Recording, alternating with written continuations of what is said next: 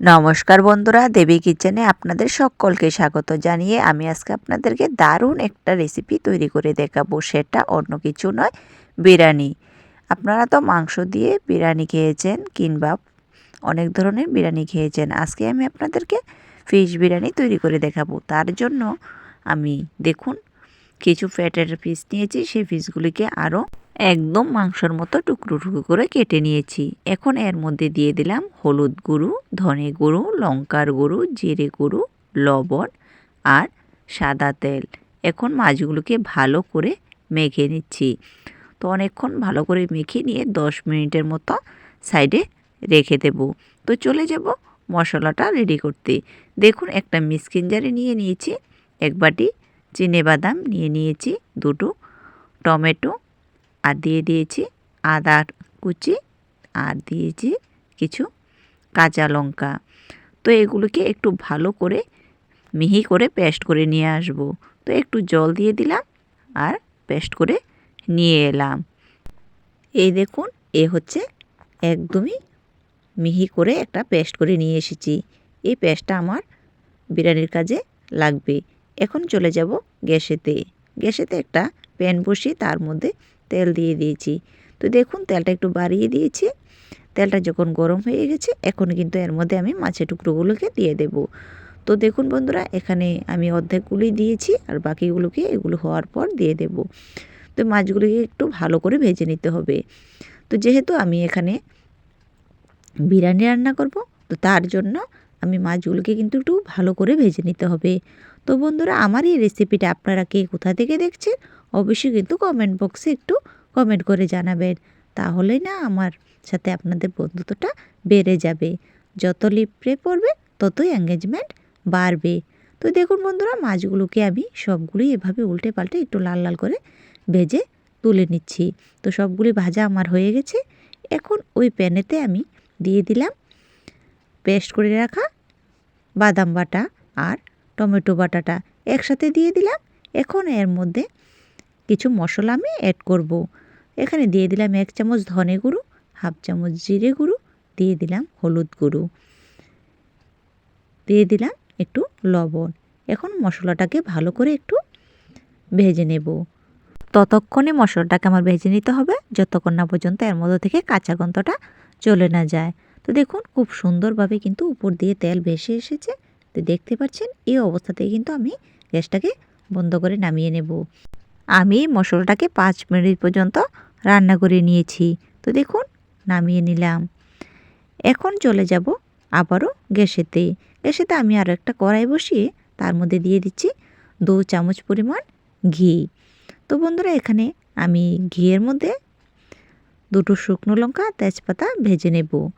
তো এগুলোকে ভালো করে লাল লাল করে ভেজে তেজপাতা শুকনো লঙ্কাকে তুলে নেব। তারপরের মধ্যে দিয়ে দেব কিছু কাঁচা লঙ্কা। এখানে কুচি কুচি করে কাঁচা লঙ্কা কেটে রেখেছি, সেগুলোকেও ঘিয়ের মধ্যে ভেজে নিচ্ছি। তো এগুলোকেও ভেজে একটু তুলে নিলাম। ওই ঘিয়েতে আবারও দিয়ে দেব আদা কুচি। তো দেখুন আমি কতগুলি মশলা এর মধ্যে অ্যাড করব। আর আমার এই ভিডিওটা প্রথম থেকে শেষ পর্যন্ত দেখবেন, একদমই কিন্তু স্কিপ করবেন না। স্কিপ করবেন তো মিস করবেন। তো দেখুন সবগুলি ভেজে নামিয়ে নিলাম। এখন চলে গেলাম, এখানে চাল নিয়েছি গোবিন্দভোগ চাল, এখানে 1 কেজি নিয়েছি। তো এগুলোকে ভালো করে পরিষ্কার করে ধুয়ে জল ঝরিয়ে নিয়েছি। চলে গেলাম আবারও গ্যাসেতে। তো গ্যাসেতে দেখতেই পাচ্ছেন এখানে আরও 2 চামচ ঘি আমি দিয়ে দিলাম। এর মধ্যে দিয়ে দিলাম দারচিনি, লং, এলাচি, গোলমরিচ সবগুলো একসাথে দিয়ে ভালো করে একটু ভেজে নিয়েছি। তারপর আমি চালটাকে দিয়ে দিলাম। এখন ঘিয়ের সাথে চালটাকে ভালো করে কিন্তু ভেজে নিতে হবে। একদমই ঝুরঝুরে করে ভেজে নিতে হবে। দেখবেন যাতে তলাতে আবার দাগ না লেগে যায়। তো খুব সুন্দর করে আমি ঝুরঝুরে করে কিন্তু চালটাকে মিনিমাম 5 থেকে 10 মিনিটের মতো ভেজে নিয়েছি। তো দেখতে পাচ্ছেন বন্ধুরা, একদমই কিন্তু ঝুরঝুরে হয়ে গেছে। এখন এর মধ্যে আমি গরম জল অ্যাড করব। আপনারা কিন্তু অবশ্যই গরম জল দেওয়ার চেষ্টা করবেন। তো দেখুন বন্ধুরা, এখানে আমি জল দিয়ে দিয়েছি। আমি কিন্তু এর মধ্যে কোনো রকমের লবণ বা হলুদ এখনও পর্যন্ত ব্যবহার করিনি। তো এখন এর মধ্যে আমি কিন্তু হলুদটা ব্যবহার করব। তো দেখুন আমি এখানে হলুদটা দিয়ে দিয়েছি। এখন হলুদটা জলের সঙ্গে ভালো করে মিশিয়ে নিচ্ছি। তো দেখুন আস্তে আস্তে কিন্তু হতে শুরু হচ্ছে। তো এই অবস্থাতে এর মধ্যে আমি দিয়ে দেব ভেজে রাখা সবগুলো মশলা। তো দেখতে পাচ্ছেন এখানে তেজপাতা, মৌরি, শুকনো লঙ্কা, আদা সবগুলোই আমি ঘি দিয়ে আগে ভেজে রেখে দিয়েছিলাম। তো সবগুলি দিয়ে দিলাম। তারপর এখানে দিয়ে দিয়েছি চা চামচে 2 চামচ চিনি। চিনিটা অবশ্যই দেবেন। চিনিটা দিলে তার স্বাদ কিন্তু দ্বিগুণ বেড়ে যায়। তারপর দিয়ে দিলাম স্বাদমতো লবণ। লবণটা দিয়ে ভালো করে মিশিয়ে নিয়েছি। এখন চালটাকে ভালো করে ফুটিয়ে নিতে হবে। তো মিনিমাম এখানে আমি আরও 10 মিনিটের মতো ফুটিয়ে নিয়েছি। তো দেখতে পাচ্ছেন জলটাও কিন্তু বেশ টেনে নিয়েছে আর চালগুলোও মোটামুটি সিদ্ধ হয়ে গেছে। এই অবস্থাতে আমি ঢাকনা দিয়ে রেখে দেব। তো আমি 5 মিনিট পর্যন্ত ঢাকনা দিয়ে রেখে দিয়েছি। এখন ভালো করে উল্টে পাল্টে আরও একবার নাড়াচাড়া করে দিচ্ছি। তো বন্ধুরা আমার রেসিপিটি যদি আপনাদের ভালো লেগে থাকে তাহলে কিন্তু অবশ্যই একটা কমেন্ট করে জানাবেন। এখন এর মধ্যে আমি দিয়ে দেব যে মশলাটাকে আগে থেকেই আমি বেছে রেখে দিয়েছি সেই মশলাটা। এখন আমি এই মশলাটা বিরিয়ানির মধ্যে দিয়ে ভালো করে মিশিয়ে নিচ্ছি। আর এই মশলা দিয়ে আপনারা একবার রান্না করে খেয়ে দেখবেন, বিরিয়ানির স্বাদ কিন্তু দ্বিগুণ বেড়ে যায়, ভীষণই টেস্টি হয়। আর তাতে কিন্তু শেষ নয়, আরও একটি মশলা আমি এর মধ্যে ব্যবহার করব।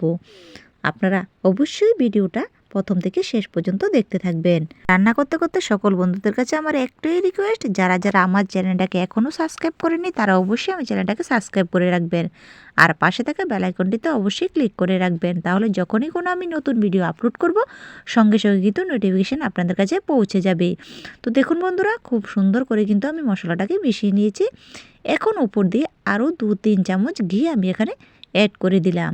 এখন ঢাকনা দিয়ে রেখে দেব আরও 5 মিনিটের জন্য।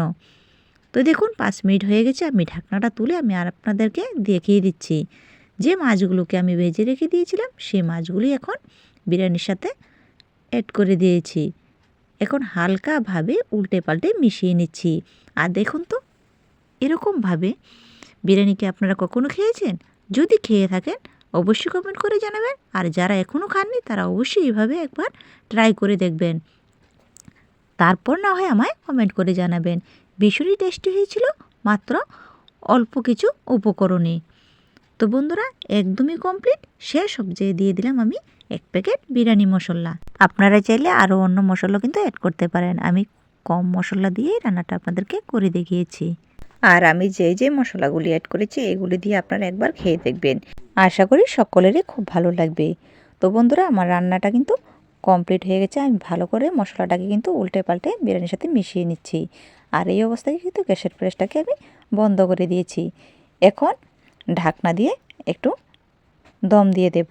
তো দেখুন একদমই কমপ্লিট। আমি মিনিমাম 10 মিনিট পর্যন্ত ঢাকনাটা দিয়ে রেখে দিয়েছি।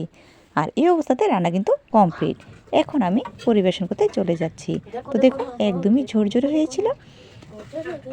আর সাথে বেগুন ভাজা, পাঁপড়, মাছ ভাজি, বাস এটুকুই দিয়ে রান্নাটা কমপ্লিট। তো বন্ধুরা আমার রেসিপিটা আপনাদের কেমন লেগেছে কমেন্ট করতে কিন্তু একদমই ভুলবেন না। ভালো লাগলে বন্ধুদের কাছে শেয়ার করে দেবেন। তাহলে আজকের জন্য এই পর্যন্তই। দেখা হবে নেক্সট ভিডিওতে। সকলে ভালো থাকবেন, সুস্থ থাকবেন। ধন্যবাদ।